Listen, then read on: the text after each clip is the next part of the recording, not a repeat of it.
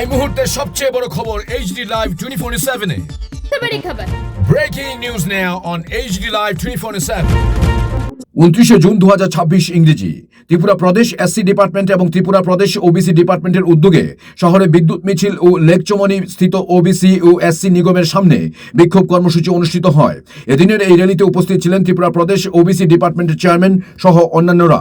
ডিপার্টমেন্টের পক্ষ থেকে আজকের আমাদের এই বিক্ষোভ কর্মসূচি, এই কর্মসূচি মূলত আপনারা জানেন রাজ্য সরকারের যে বিভিন্ন কর্পোরেশনগুলো আছে এগুলো ছোট ছোট যারা ব্যবসায়ী আছে এদেরকে ঋণ দেয় এবং যারা স্টুডেন্ট আছে এদেরকে ঋণ দেওয়া হয়। কিন্তু আমরা দেখেছি, আপনাদের মাধ্যমে আমরা জানতে পেরেছি বা বিভিন্নভাবে জানতে পেরেছি, এই যে সংস্থাগুলো বর্তমানে এই যে যেগুলো কর্পোরেশন আছে ওগুলো সমস্ত কর্পোরেশন লুটের রাজত্বে পরিণত হয়েছে। লুট শুধু চলছে, মানুষের কোনো কাজ হয় না, গরিব মানুষের কোনো কাজ হয় না। আমরা সরকারের কাছে আবেদন জানাচ্ছি যাতে তদন্ত করে, যাতে লুট বন্ধ করে।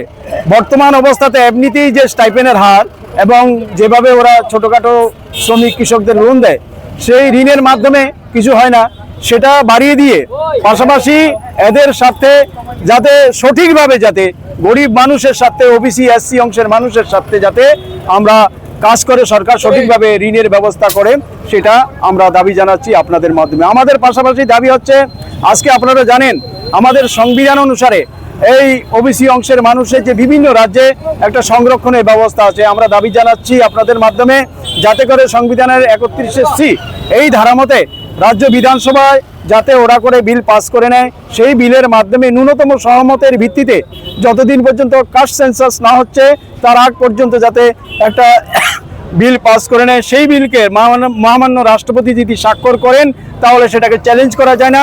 এই অংশের মানুষের রাজনৈতিক এবং অর্থনৈতিক এবং তাদের যে চাকরি এই সমস্ত ক্ষেত্রে যাতে ন্যূনতমভাবে একটা সংরক্ষণের ব্যবস্থা করার জন্য রাজ্য বিধানসভায় যাতে বিলটা পাস করে অনতিবিলম্বে মাননীয় ভারত সরকারের যিনি রাষ্ট্রপ্রধান আছেন রাষ্ট্রপতি মহাশয়া ওনার কাছে প্রেরণ করেন, এই দাবি আমরা জানাচ্ছি। Report HD Live 24/7।